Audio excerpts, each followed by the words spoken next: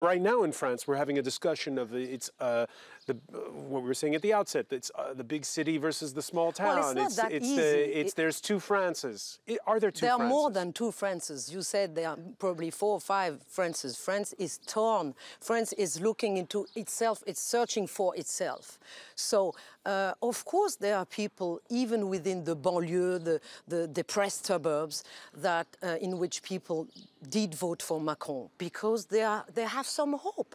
It's an expression of their hope.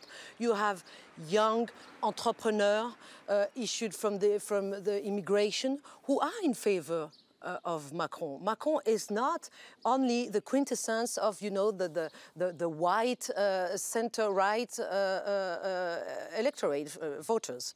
Not at all. When he's elected, though, the fear is that there's going to be these two irreconcilable Frances. Because what we're seeing in the United States is the divide between those who voted for Trump and those who didn't is grown since Inauguration Day.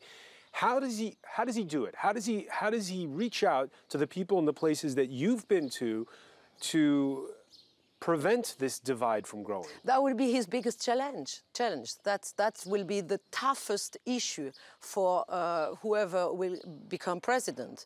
Mr. Macron will have to deal with this. He has already started changing slightly his speeches in between the 2 rounds because he knows that he needs to address particularly that kind of people, the people who did not vote for him and who will not be voting for him. Does he? Or people. Are you getting signs that he's up to that? Of course he knows that. Of course we do. Yeah. Of course, yes. But that doesn't mean it will not be easy to succeed. But of course he knows it.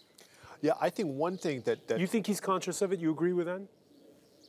Perhaps I haven't been listening. I've been paying attention to Marine Le Pen because that's my much. bread and butter. Probably too much. But I have listened in a little bit. And I feel like he's getting the message, but perhaps not quite enough. You know, this message on protecting the French.